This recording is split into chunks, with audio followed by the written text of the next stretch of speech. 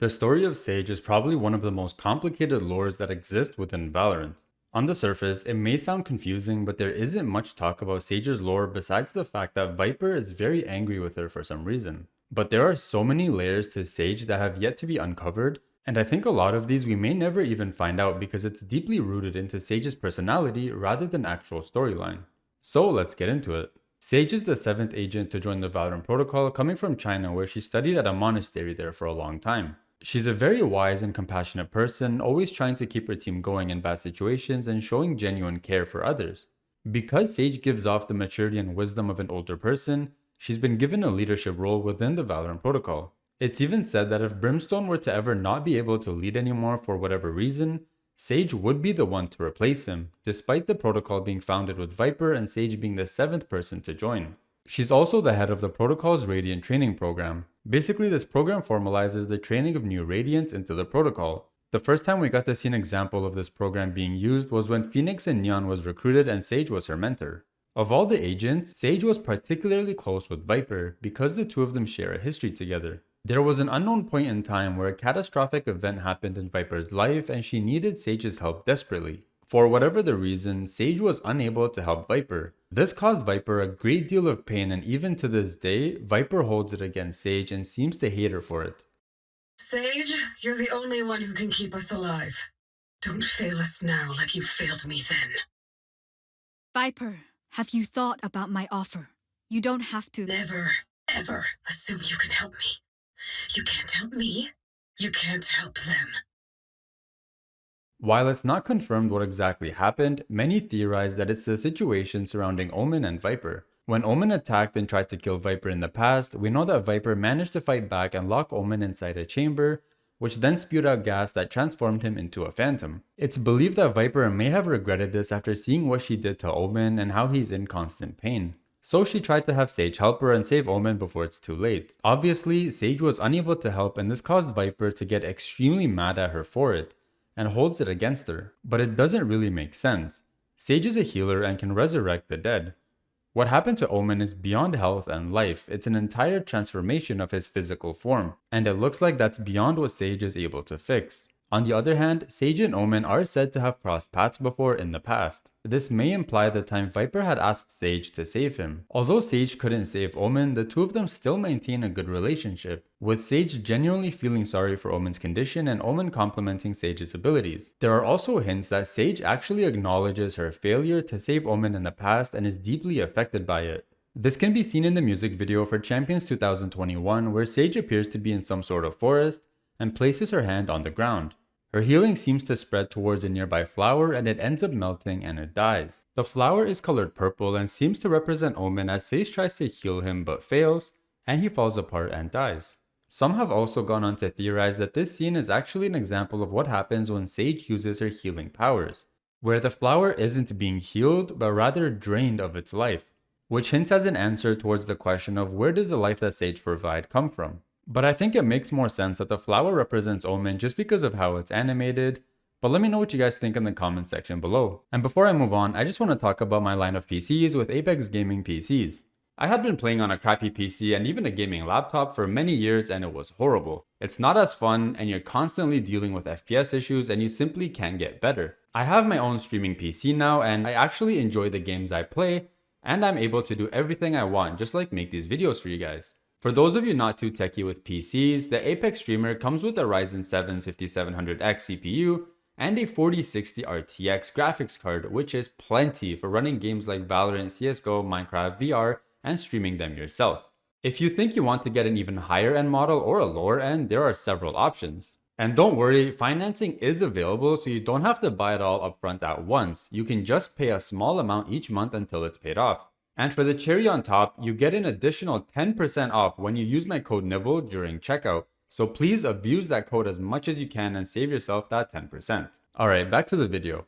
According to Omen, every time Sage resurrects someone, the life that she is giving to that person again is being taken from somewhere else. Where exactly it's being taken from, we don't know and Sage never talks about it. Some people have gone on to say that when she resurrects, it's gained from the people that she has killed leading up to charging that ability. While it makes sense, it's also flawed in some ways because we need to consider the fact that Sage doesn't need to kill in order to charge up her ultimate. And personally, I have a feeling that Omen is not talking about the people she killed just before getting her resurrection online, because the people they kill are their Omega counterpart anyways. What's interesting is that Omen can feel or sense Sage messing up what he calls the natural balance, when she resurrects someone or uses her healing powers. Omen believes that the more she uses her powers, the more out of balance the world becomes. While she continues to provide life for her fellow agents, it's implied that she is stealing that life from somewhere or someone else. Her dossier further questions Sage's ignorance to her powers. It goes on to say, "Yes, I found the monastery. Have you forgotten those lessons? Over and over they taught balance, action, reaction. Do you believe this does not apply to you? That a life saved does not mean a life taken? I don't know the answer. Do you? Or is the thought of it too much? That with every selfless act, your toll keeps climbing? Yes, ignorance is safer." Now this dossier really tears into Sage, and the weight of it is pretty high. It tells us that the more Sage uses her powers, the more of a toll she puts on herself. Some sort of debt or effect or consequence continues to build for Sage. And I believe that Sage is putting on somewhat of a show in her personality. Let me explain. We now have Omen in his voice lines and fade through the dossiers, questioning Sage's ignorance of her powers. There's no doubt that Sage herself must be aware that her healing powers have consequences. The only question is whether she knows what those consequences are or not. And I have a feeling that she does. The reason I say this is because Sage never talks about or mentions it. She doesn't even try to show that she wants to face these consequences and somehow fix any wrongs that she's doing by healings and resurrecting. And as a result of her keeping all of this to herself, it's probably put on a huge mental toll on her to the point where she doesn't even know herself if she's a good person. Yeah, you're healing and bringing your friends back to life, but you're doing it at the cost of something or someone else's life. And this is where I believe that Sage is simply putting on a show. Her excessive friendliness, care, compassion, and overall perfect persona that she's giving off is simply to hide the fact that underneath, she's willingly killing off other people, probably innocent, to save the lives of her friends. The Revelation cinematic helped me come to this conclusion because we get to see Sage actually show some emotions of genuine anger and even rage. Even Omen notices that Sage is in some sort of highly emotional moment and puts a hand on her to calm her down.